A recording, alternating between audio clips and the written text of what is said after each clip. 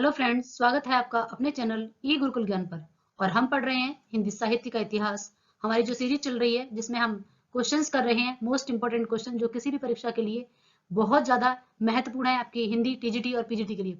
किसी भी स्टेट का हो, केवीएस का हो, एनबीएस का हो या फिर आपके डीटी प्लस एसबीएस का हो, किसी का भी हो, उस सब के लिए बहुत बहुत इंपॉर्टेंट सीरीज हमारी चल रही है, जिसमें हमने 10 पार्ट जो है हमारे कवर हो चुके हैं। हम भक्तिकालीन साहित्य में पार्ट 6 आज पढ़ेंगे और देखेंगे किस तरीके से क्वेश्चंस को हम कैसे याद कर रख सकते हैं लंबे समय तक। ये सारी चीजों को हम देखेंगे।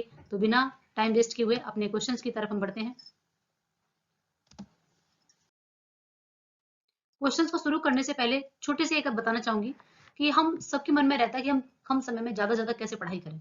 हम सबके दिमाग में रहता है। उसका सबसे अच्छा तरीका यही है कि आप थ्योरी जो पढ़ते हो, जो भी आप किसी भी बुक्स, जो भी आपके पास बुक सारी अच्छी होती है, कोई सी बुक खराब नहीं होती है।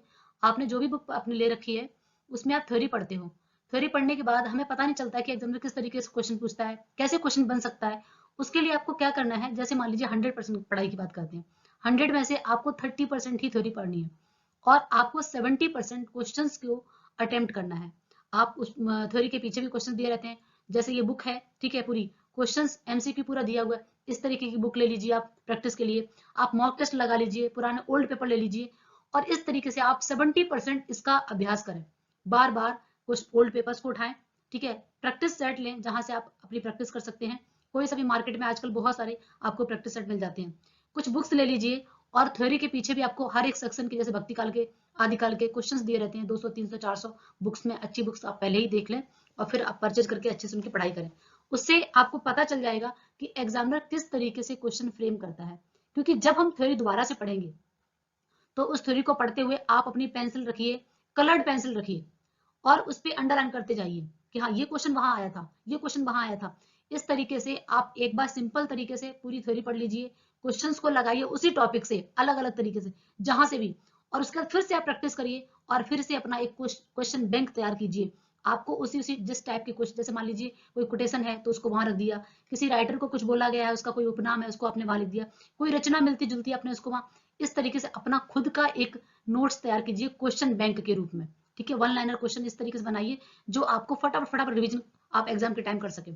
और इस तरीके से आप उनको अपना हाथ बंद करके आंसर को फटाफट फटाफट रिवीजन कर लेंगे तो इस तरीके से कम समय में बहुत ज्यादा अच्छी आपकी प्रैक्टिस हो जाएगी, तैयारी हो जाएगी, क्वेश्चंस का तरीका पता चल जाएगा। थ्योरी पढ़ते समय आप उसमें से खुद क्वेश्चन बना पाएंगे, खुद क्वेश्चन फ्रेम कर पाएंगे कि एग्जाम में कैसे कैसे क्वेश्चन पूछ सकता है।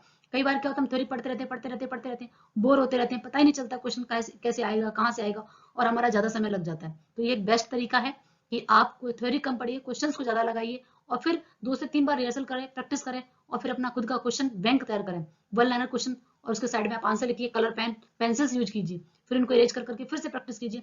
इस तरीके से करेंगे तो निश्चित तौर पर आपको क्वेश्चंस याद हो जाएंगे, आपको क्वेश्चंस फ्रेम करना आ जाएंगे, आपको पता रहेगा एग्जाम में कैसे कैसे क्वेश्चन पूछ सकता है। और थ्योरी पढ़ते समय आप अलर्ट रहेंगे, अच्छा ये क्वेश्चन भी है, यहाँ पर भी क्वेश्चन है, ऐसे भी क्वेश्चन बन जाएगा। इस तरीके से अपनी तैयारी करेंगे तो आपको 100% सफलता मिलेगी। और ऐसी मैं उम्मीद करती हूँ कि इसी तरीके से आप पढ़ाई करते रहेंगे, आगे बढ़ते रहेंगे और अपनी सफलता निश्चित करेंगे। तो बढ़ते हैं क्वेश्चंस की तरफ। अब तक हमने 195 क्वेश्चन भक्ति काल के कवर कर लिए। आज का पहला क्वेश्चन है हमारा, भक्ति रसामृत सिंधु काव्य की रचना किसने की है। आपको बताना है, यहाँ पर क्वेश्चन दिया है भक्ति रसामृत सिंधु, ठीक है।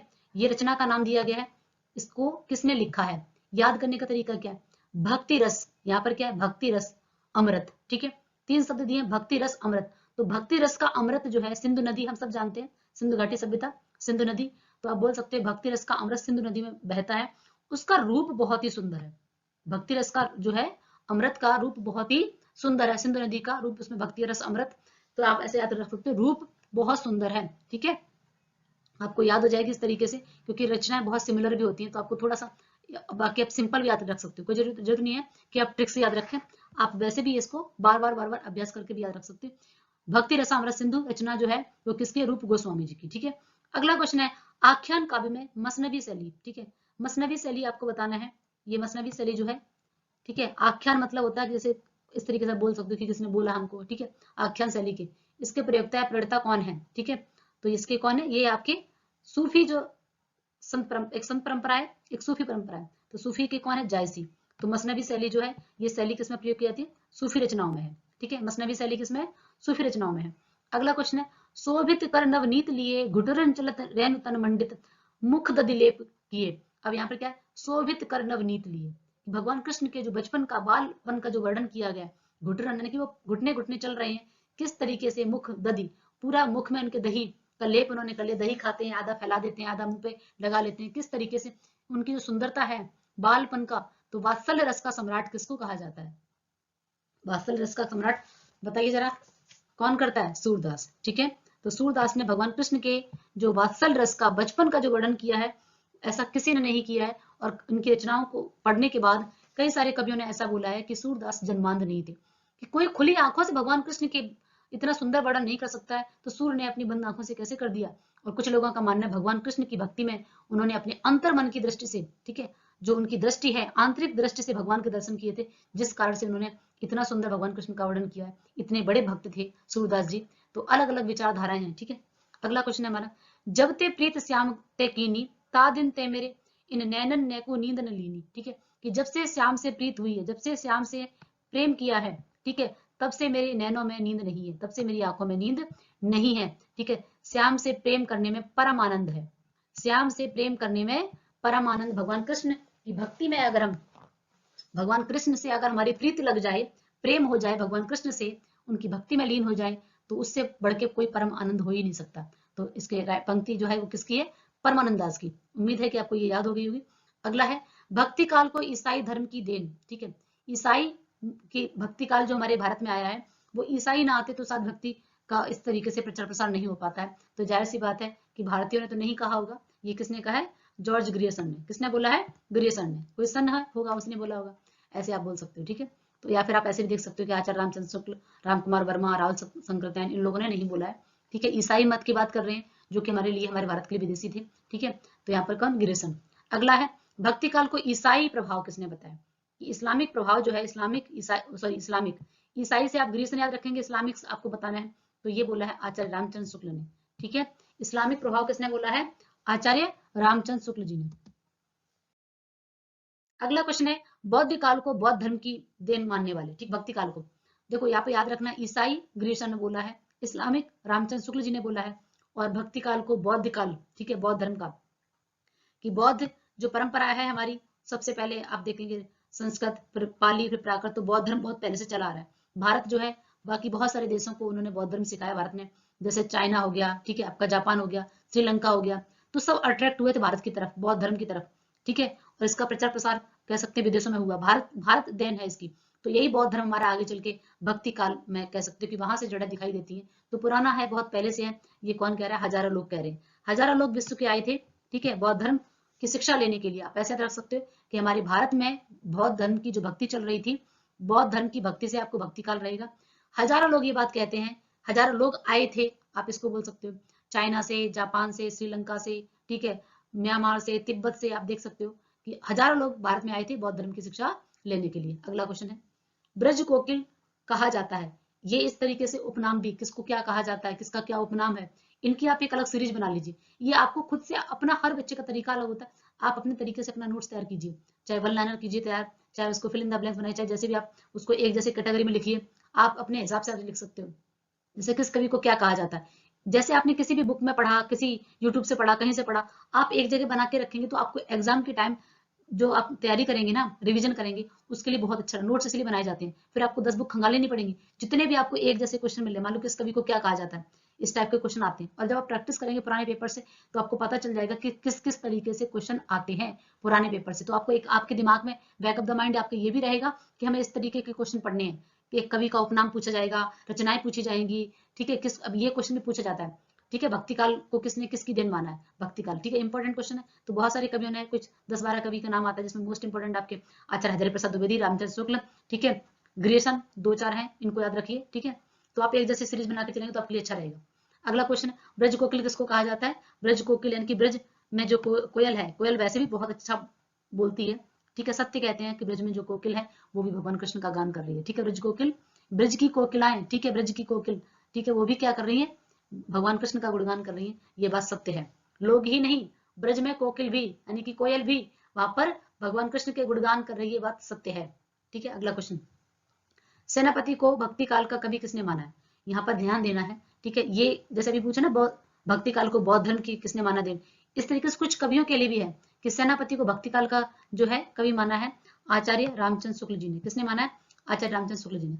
अगला मोस्ट इंपोर्टेंट क्वेश्चन है विद्यापति जी के लिए, और इससे 2 क्वेश्चन मैं आपको बताऊंगी। एक क्वेश्चन तो यही दिया है कि विद्यापति को आदिकाल का कवि किसने माना है। ठीक है, विद्यापति को आदिकाल का कवि ये भी आपके आचार्य रामचंद्र शुक्ल जी ने माना है। और यहाँ पर एक क्वेश्चन दिया है, हम पहले इसको देख लेते हैं। ठीक है, केशव को भक्ति काल में गिना जाता है, ये भी किसने माना है? आचार्य रामचंद्र शुक्ल जी ने। ठीक है, इन दोनों क्वेश्चन से एक क्वेश्चन हमारा बनता है कि 2 कवि ऐसे कौन से हैं, ठीक है, जिनको संधि काल में रखा गया। तो एक तो हमारे विद्यापति जी हैं, दूसरे हमारे केशव दास जी हैं। ठीक है, अवधि भाषा की सबसे पुरानी रचना कौन सी है? अगला क्वेश्चन है, अवधि भाषा की सबसे पुरानी रचना कौन सी है? ये है आपके सत्यवती कथा। ठीक है, अवध में भगवान राम थे, ये बात सत्य है। ठीक है, अवध में भगवान राम की पुरानी कथाएं हम लोग सुनते आ रहे हैं। अवध में पुरानी कथाएं भगवान राम की सुनते आ रहे हैं, और ये कथाएं कैसी हैं? सत्य हैं। ठीक है, सत्य कथा है ये, आप इसको ऐसे रख सकते हो। अवधि भाषा यानी कि पुरानी भाषा है, ये सत्यवती कथा में बताया गया। उसकी जो भाषा है वो कैसी है? अवधि भाषा में, और सबसे पुरानी ऐसा माना गया है। अगला क्वेश्चन है, भारतीय जनता के प्रतिनिधित्व कवि माने जाते हैं। भारतीय जनता के हिंदी का जाति कवि, पिछली क्लास अगर आपको याद हो तो मैंने आपको बताया था इससे पहले वाले पार्ट में। ठीक है, पार्ट जो है हमारा 5 उसमें हमने देखा था। तो उसमें क्या है? भक्ति भारतीय जनता का प्रतिनिधित्व कवि। आप देखिए कि हमारे भारत के लोग जो है ज्यादातर किसका पाठ करते हैं? रामचरितमानस का। ठीक है, तुलसीदास के द्वारा जो लिखा है रामचरितमानस, आप देखें घर घर में, ठीक है, मानस रखी मिल जाती है, लोग उसका गुणगान करते रहते हैं। तो प्रतिनिधित्व कवि कौन है? तुलसीदास जी। ठीक है, और तुलसीदास जी को ही क्या कहा गया है? हिंदी का जातीय कवि। ठीक है, जो हमने पिछली क्लास में पढ़ा था, तो इसके साथ में नोट कर लीजिए। सूफी किस संप्रदाय से संबंधित? सिंपल है। ठीक है, ये हमें स्टार्टिंग में सूफी जो है इनके दरगाह, चिश्ती, ठीक है, ये सब आपको देखना है। तो वेसरा जो है वो है आपके सूफी संप्रदाय से। केशव दास को भक्ति काल में गिना जाता है, अभी जो मैंने आपको बता दिया आचार्य रामचंद्र शुक्ल जी ने। और विद्यापति और केशव दास को संधि काल में आचार्य रामचंद्र शुक्ल जी ने ही रखा है। बढ़ते अपने अगले क्वेश्चन की तरफ। अगला क्वेश्चन है, किस भक्त कवि को 3000 कविताएं लिखने का श्रेय है? ऐसा कौन सा कवि है जिसने 3000 कविताएं लिखी हैं? तो ये कोई नहीं है, अकेले सूरदास जी हैं, जो भगवान कृष्ण की भक्ति में हमेशा ही गाते रहते थे। अगला क्वेश्चन हमारा, अग्र अली के नाम से, ठीक है, नाम से कविताएं किया करते थे, जबकि उनका नाम क्या था? अग्रदास। तो अग्रदास अग्र अली के नाम से रचनाएं लिखते थे। नेक्स्ट क्वेश्चन हमारा, अष्टछाप के कवियों के क्रम में सर्वप्रथम कवि कौन आते हैं? सबसे प्रसिद्ध कवि, सबसे प्रमुख कवि हैं तो सूरदास जी, लेकिन सबसे जो है, ठीक है, सबसे पहले कौन आते हैं?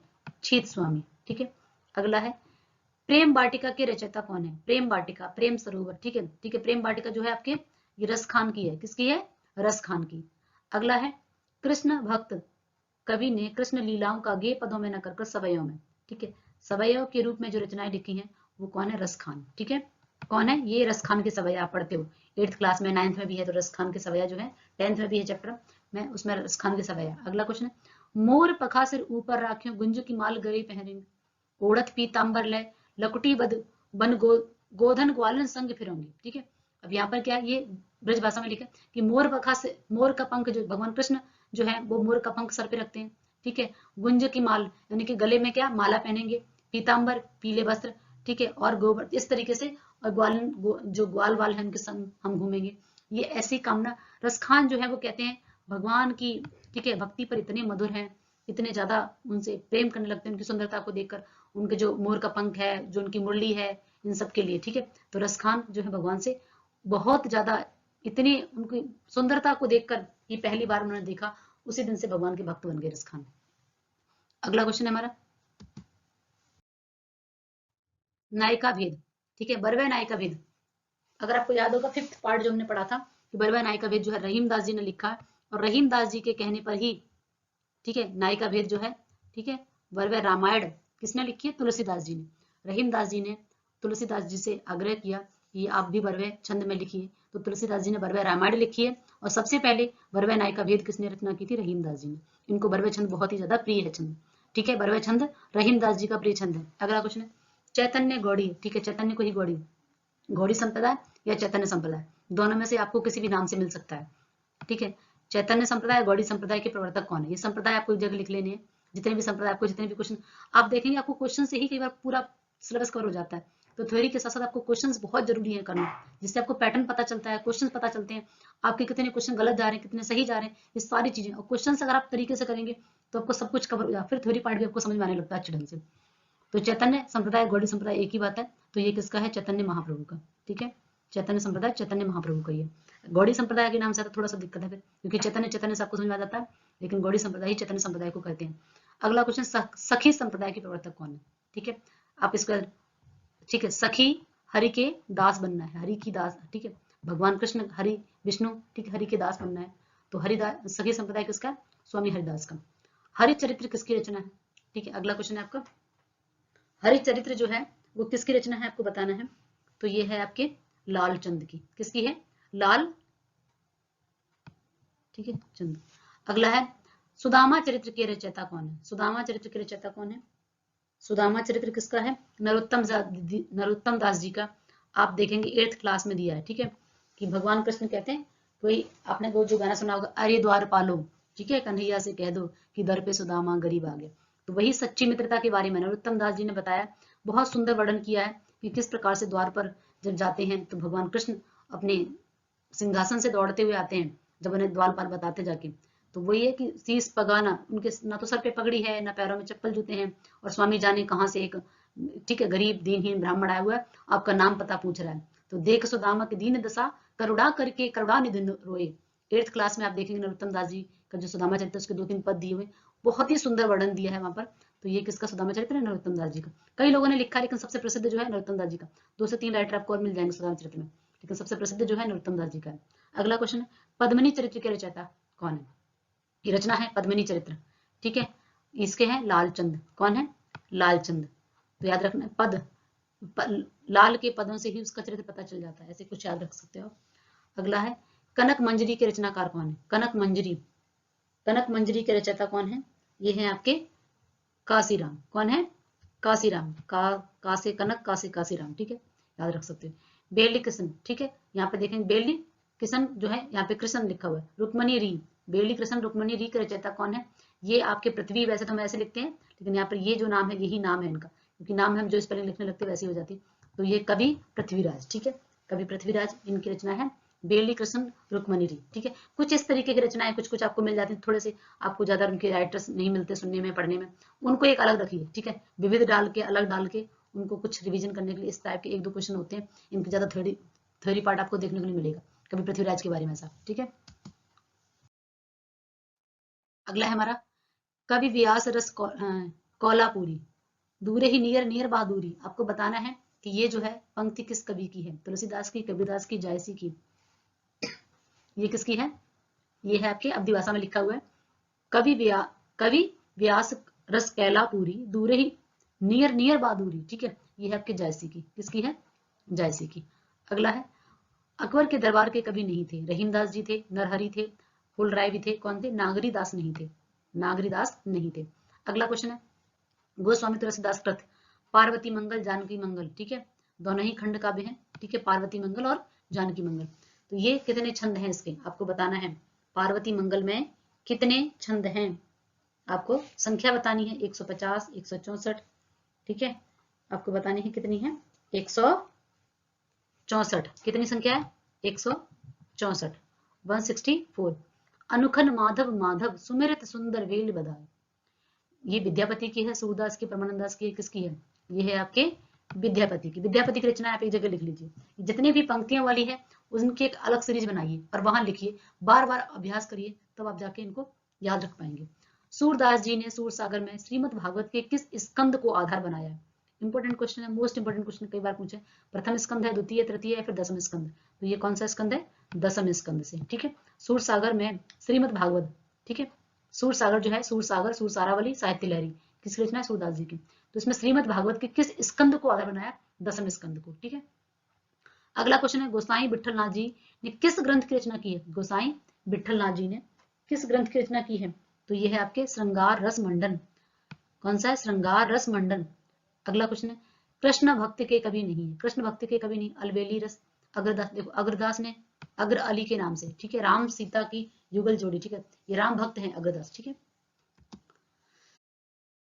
अगला क्वेश्चन है, बीजक ग्रंथ किस भाषा में है? तो ये तो सिंपल है, बीजक में कबीरदास की रचनाएं हैं, ठीक है, सदुक्कड़ी भाषा किसकी है? कबीरदास जी की, तो वही सदुक्कड़ी भाषा में। अगला, विनय पत्रिका में कितने छंद हैं? विनय पत्रिका में ब्रज भाषा में है, तुलसीदास जी की रचना है, जो अगर आपने 4th और 5th पीरियड नहीं देखा पार्ट, आप उनको भी जाके देख सकते हैं, वहां बहुत अच्छे से तुलसीदास जी के बारे में बहुत सी रचनाएं, उनको ट्रिक से याद करना बताया गया है आपको। विनय पत्रिका जो है एक ब्रज भाषा में है, ठीक है। 250, 400, 300 या फिर 700 आपको बताना है कि विनय पत्रिका में छंदों की संख्या कितनी है। ये है आपके 300। कितनी संख्या है? 300। गोसाई विठलनाथ ने किस ग्रंथ की रचना की है? तो ये आपका कौन सा है? रस श्रृंगार रस मंडन, ठीक है। कौन सा है? श्रृंगार रस मंडन। अगला क्वेश्चन है, सूरदास जी का जन्म कहाँ हुआ था? ये तो बहुत आसान प्रश्न है, ठीक है। ये दिल्ली के निकट सिही नामक स्थान पर है।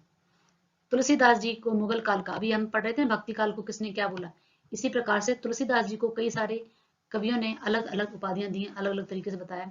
तो तुलसीदास जी को मुगल काल का सबसे बड़ा व्यक्ति जो है वो किसने कहा था? स्मिथ ने कहा था। किसने कहा था? स्मिथ ने। अगला है, तुलसीदास जी ने कलयुग का वर्णन रामचरितमानस के किस कांड में किया है? तो ये है हमारा उत्तरकांड में। किसमें है? उत्तरकांड में।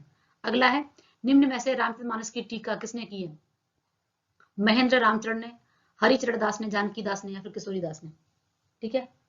ये कौन है? महेंद्र रामचरण, ठीक है। स्वयमागत मंगल, ठीक है। स्वयमागत के रचनाकार आपको बताना है, स्वयमागत के रचनाकार कौन है? बेनीपुर, घनानंद, श्री रामचरण गुप्त या फिर मैथिली षड़गुप्त? तो इसके रचनाकार हैं आपके मैथिली षड़गुप्त। स्वयमागत के कौन है रचनाकार? मैथिली षड़गुप्त। तो ये कुछ क्वेश्चंस थे जो हमने कवर कर लिए हैं। 238 हमने क्वेश्चन भक्ति काल में कवर कर लिए। आदिकाल कंप्लीट हो गया। अब हमारा नेक्स्ट चलेगा रीतिकालीन, ठीक है। Thank you.